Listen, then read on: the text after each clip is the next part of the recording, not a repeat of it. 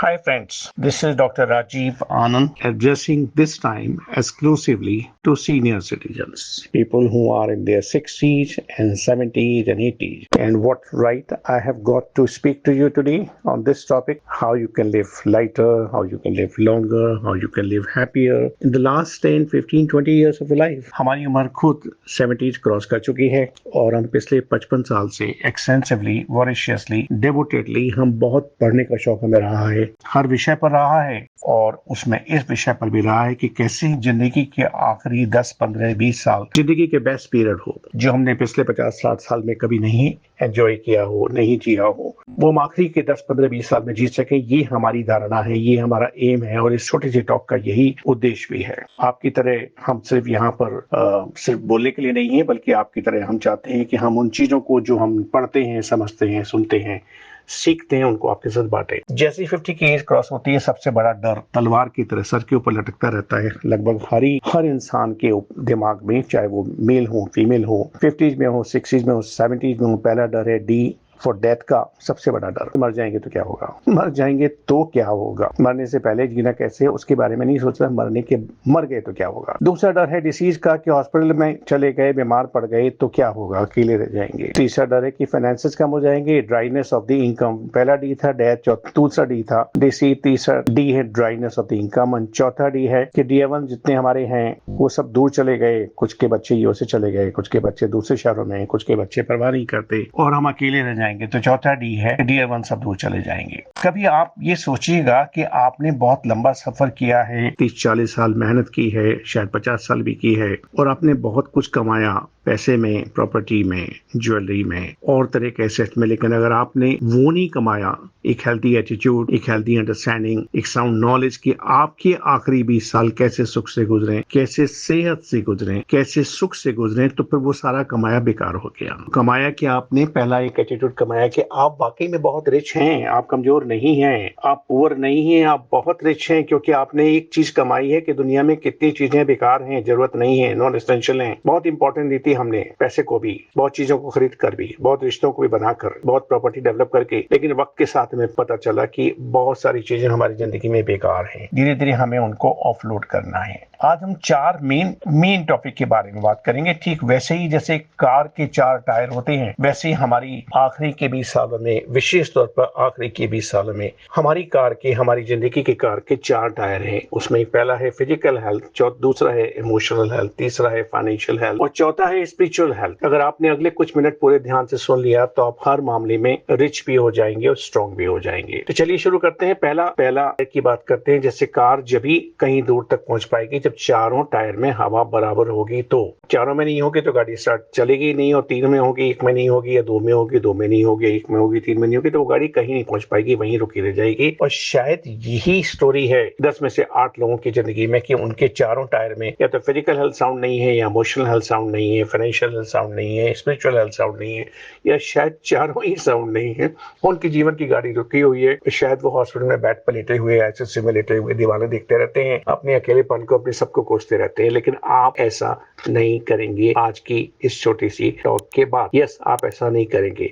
तो सुनिए, पहला है फिजिकल हेल्थ के बारे में। बहुत कुछ आप कर सकते हैं। Stretching, pranayama, walking, swimming and walking in water. आपको कुल मिलाकर पूरे दिन में 30 मिनट्स निकालने हैं, कभी स्ट्रेच करने के, कभी प्राणायाम करने के, कभी वॉक करने के, कभी स्विमिंग करने के। घर के आसपास कोई ना कोई स्विमिंग पूल जरूर होगा। अगर आप हफ्ते में एक बार भी जाएंगे तो 150 रुपए खर्च होंगे गैस चार्जेस के, लेकिन अगर महीने में 4 या 5 बार जाएंगे तो 600-700 रुपए खर्च होंगे।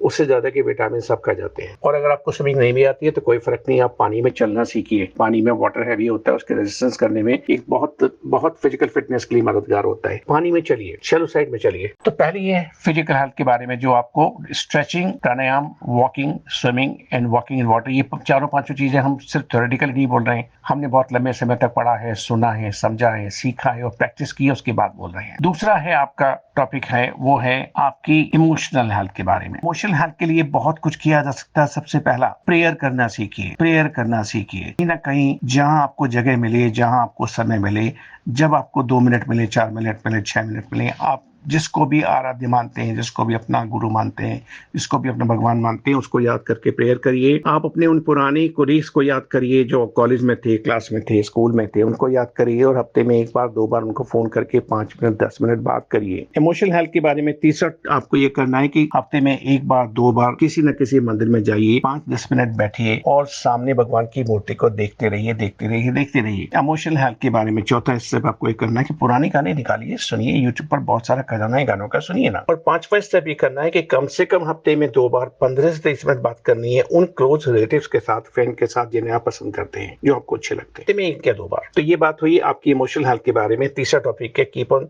आपकी फाइनेंशियल हेल्थ के बारे में। आपके पास बहुत दौलत है, आप हमेशा रोते रहते हैं, रुके रहते हैं, कुछ नहीं है। अगर आप किसी भी शहर में रहते हैं और किसी मकान में रहते हैं और आपके पास कितना भी स्मॉल भी डिपॉजिट हो तो आपके पास बहुत दौलत है। अपने पर्स में कुछ हजार रखना शुरू करिए। दौलत को खींचेगी। आपका एटीट्यूड बदलेगा तो आपके पास बहुत कुछ आएगा। आपका एटीट्यूड रहेगा तो बहुत कुछ जो आ सकता है नहीं आएगा, जो है वो भी चला जाएगा। आपके पास जितने भी म्यूचुअल फंड है, जितने भी शेयर हैं, जितने भी सेविंग है, उसमें से आप SWP का प्लान करिए, यानी हर महीने आप 1% विड्रॉ करिए। 1% साल के 12% विड्रॉ करिए, एंजॉय करिए। वो पैसा आपका है, उससे आप खर्च करिए, एंजॉय करिए किसी भी तरीके से। आप छोटी छोटी स्मॉल गिफ्ट खरीदिए और अपने बच्चों को दीजिए, नियर एंड डियर को दीजिए, पड़ोसियों को दीजिए, उन लोगों को दीजिए जिनके पास कुछ भी नहीं है। उनको देने में जो खुशी होगी ना आपको, वो आपकी फाइनेंशियल हेल्थ को, आपकी फाइनेंशियल रिचनेस को, आपकी फाइनेंशियल कॉन्फिडेंस को बढ़ाएगी। क्योंकि छोटी छोटी सी खुशियां होती है जो हम दूसरों में खर्च करते हैं, जिनसे हमें कुछ लेना देना नहीं है। तो पहला था फिजिकल, दूसरा था इमोशनल, तीसरा था फाइनेंशियल, चौथा था स्पिरिचुअल। के लिए क्या करना है आपको? अक्सर विजिट करना है टेंपल को, आपके घर के आसपास जो भी टेंपल हो। नेचर को, यस नेचर को, चाहे नदी किनारा हो, चाहे समुद्र किनारा हो, चाहे तालाब किनारा हो, चाहे आसमान हो, चाहे चिड़ियाएं हो, चाहे वो ग्रीनरी हो, चाहे वो पेड़ हो। गार्डनिंग सीखनी है, 1 पौधा हो, 2 पौधा हो, 3 पौधा, गार्डनिंग सीखनी है जितना कर सकते हैं, क्योंकि आप अपनी स्पिरिचुअल हेल्थ को स्ट्रेंथन कर रहे हैं। आपको समय निकालकर 2 मिनट से 5 मिनट की चैंटिंग करनी है, चाहे मंत्र ओम हो, चाहे मंत्र गुरु ओम हो, चाहे मंत्र गायत्री मंत्र हो, चाहे मंत्र हरे कृष्ण हरे राम हो, लेकिन उसको स्लो वे में गाना है। अगर वक्त मिला या दूसरे वीडियो में हम आपको करके बताएंगे। स्पिरिचुअल हेल्थ में आपको अगला स्टेप करना है कि मेडिटेशन। बहुत सारी बातें, बहुत सारी थ्योरी, बहुत सारी बातें कहीं सुनी समझी जाती हैं मेडिटेशन के बारे में, लेकिन यहाँ पर आपको सिर्फ कहना ये है कि आप 10 मिनट आंख बंद करके बैठ जाइए, कुछ मत करिए। आंख बंद, कुछ सुनना नहीं, कुछ देखना नहीं, कुछ बोलना नहीं, हिलना नहीं, सिर्फ 10 मिनट बैठना है। Relax awareness. और स्पिरिचुअल हेल्थ को मेंटेन करने के बारे में लास्ट स्टेप ये कि आप कभी कभी अच्छी बुक्स पढ़िए। 10 मिनट, 15 मिनट, 20 मिनट अच्छी बुक्स पढ़िए। ये तो बात हुई आपके 4, यानी कि फिजिकल, इमोशनल, फाइनेंशियल और स्पिरिचुअल हेल्थ के बारे में। अब छोटी सी बात करेंगे वो जो कि बहुत सिंपल और बहुत प्रैक्टिकल स्टेप है। दिन भर में जितनी बार आप हिल सकते हैं, जितनी बार आप मूव कर सकते हैं, जितनी बार और अपने बॉडी के जितने पार्ट्स को जितने अलग अलग तरीके से दिन में जितनी बार कर सकते हैं, उसको आप मूव करिए। ये मूवमेंट उस तरह का हो जिसमें आप कंफर्टेबल हो, जो आपके लिए एंजॉयबल हो, जो आपको आपकी हार्ट की या किसी और तरह की बीमारी को ध्यान में रखते हुए आपके लिए परमिसिबल हो आपके डॉक्टर के द्वारा। बहुत इंपॉर्टेंट स्टेप अगला सुन लीजिए। लिस्ट बनाइए उन चीजों की जो आप समझते हैं कि आप नहीं कर सकते। 5 चीज, 10 चीजों, 15 चीजों, 20 लिस्ट बनाइए एक तरफ के, ये मैं नहीं कर सकता। दूसरी तरफ दूसरी लिस्ट बनाइए जो कि आप कर सकते हैं, एफर्टलेसली, एंजॉयफुली, जो आप कर सकते हैं। पहली लिस्ट थी जो आप नहीं कर सकते, दूसरी लिस्ट से जो आप कर सकते हैं। हर महीने उस लिस्ट में से जो आप नहीं कर सकते एक चीज कम करते जाइए। हर महीने जो आप कर सकते हैं उसमें एक चीज बढ़ाते जाइए। जो चीज नहीं कर सकते अब तक आपने सोच रखा है उसमें से एक कम करते जाइए, और जो आप कर सकते हैं उसमें एक और बढ़ाते जाइए। साल भर में 12% गेन हो जाएगा, यानी कि साल भर में कुछ नई 12 एक्टिविटी आ जाएंगे। पुरानी एक्टिविटी जिनको आपने मान लिया था कि हम नहीं कर सकते, वो अब आपके करने वाले जोन में चली जाएंगी।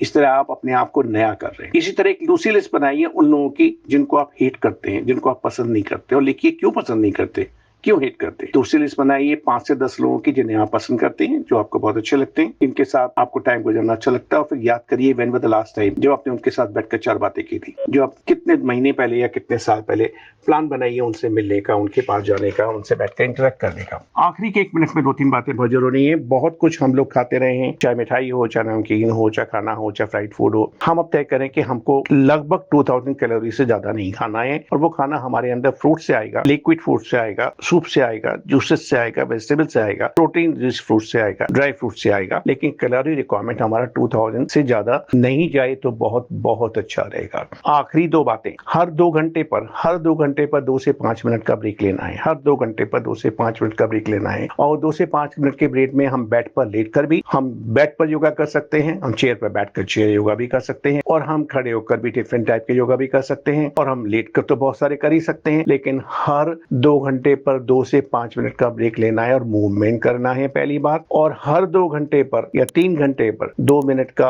ब्रेक लेकर आंख बंद करके बैठ जाना है, कुछ नहीं करना है। आखिरी बात, बहुत सारे लोगों को बीमारियों की बातें, हॉस्पिटल की बातें, डेथ के बारे में वो चला गया, वो जाने को तैयार बैठा है।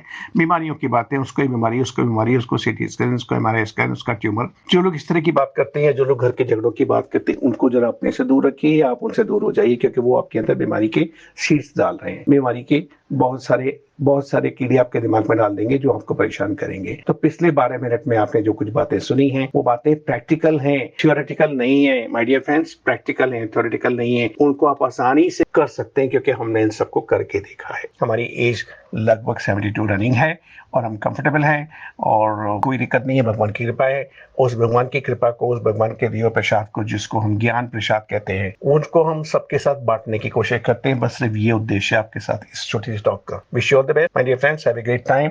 आई am doctor Rajeev Anand, psychiatrist and marriage counselor, wishing you a great life for the next 10, 15, 20 years. All the best.